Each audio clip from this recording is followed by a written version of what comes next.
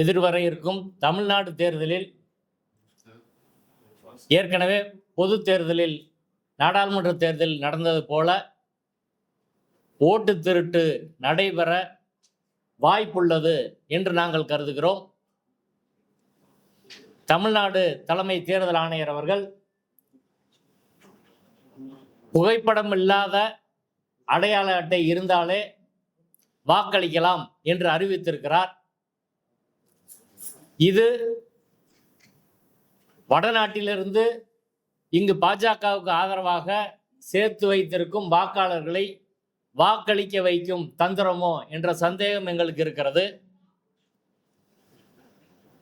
எனவே இந்த தேர்தல் ஒரு வெளிப்படையான தேர்தலாக நடைபெற வேண்டும்.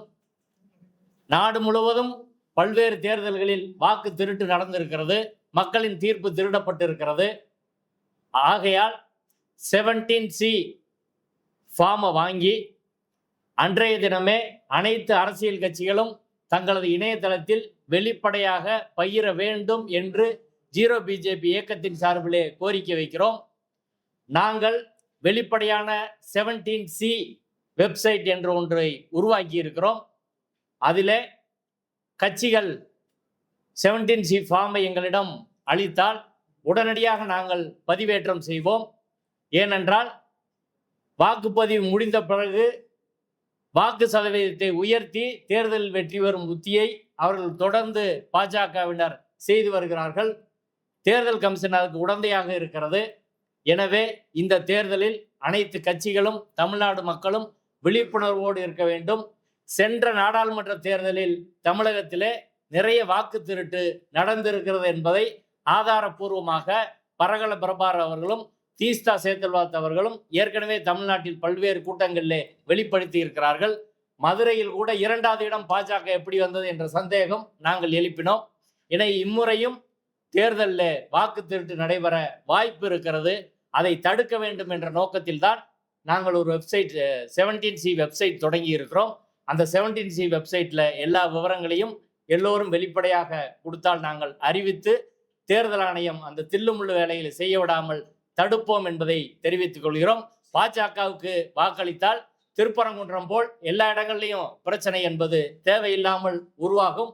ஓராண்டு தமிழ்நாடு மதுரை வளர்ச்சியின் பின்தங்கியது போல ஒட்டுமொத்த தமிழ்நாடும் வளர்ச்சியில் பின்தங்கும் என்ற அடிப்படையில் தான் இந்த சட்டப்பேரவை பாஜக இல்லாத சட்டப்பேரவையாக உருவாக்க தமிழக மக்கள் நாம் உறுதியேற்க வேண்டும் என்று அறைகோவல் விடுகிறோம்.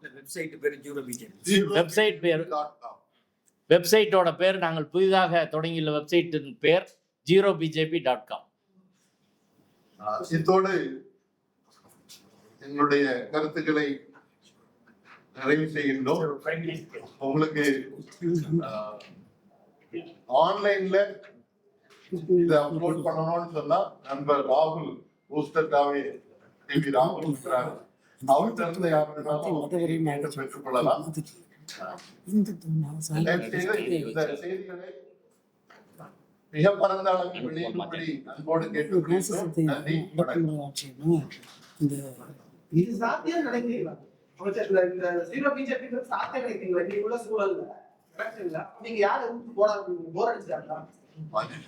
இல்ல, பதில் எங்கள் குழுவின் சார்பில் பதில் சொல்றதுக்கு எனக்கு ஒதுக்கி இருக்கிறாங்க. நிச்சயமாக சாத்தியம்தான், அதில் ஒன்றும் சந்தேகமே கிடையாது. பாஜக கடந்த 5 ஆண்டுகளாக தமிழ்நாட்டுக்கு என்ன செஞ்சு 10 ஆண்டுகளாக என்ன செஞ்சது அப்படின்னு அவங்களால எதுவுமே சொல்ல முடியாது. இன்னைக்கு அவங்களுக்குள்ளே பிளவு போட்டு போய் கிடக்குறாங்க.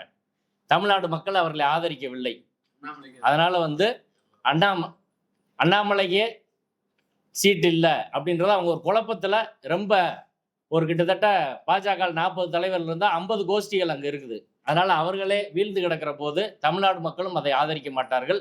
தேர்தல் பிரச்சாரம் கூட அவங்க முறையா செய்யலன்றதான். கேரளாவில் ஒரு சீட்டு கூட இல்லை.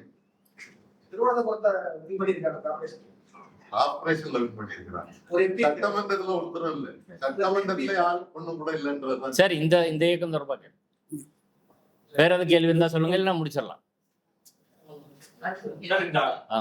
அதிமுக பாஜக கூட்டணிக்கு எதிராக அதே மாதிரி பாஜக கூட்டணி சார்பா வேட்பாளர்கள் நிறுத்திருக்காங்க இல்லையா?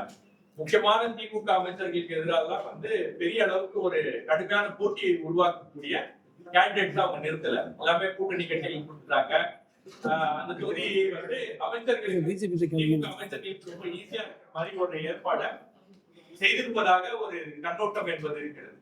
அப்ப பொதுவா பாக்குறவங்க என்ன சொல்றாங்கன்னா, இது ஏதோ அதிமுக பாஜக கூட்டணியிடையே, திமுக பாஜக அதிமுக இவங்களுடைய ஒரு அண்டர்ஸ்டாண்டிங்ல இதெல்லாம் நடக்குது அப்படின்ற மாதிரி ஒரு தோற்றம் என்பது இருக்கிறது. ஏன்னா எல்லா அமைச்சர்களையும் கடுமையான போட்டியை உருவாக்குறதா ஒரு களமாக இருக்க முடியும்.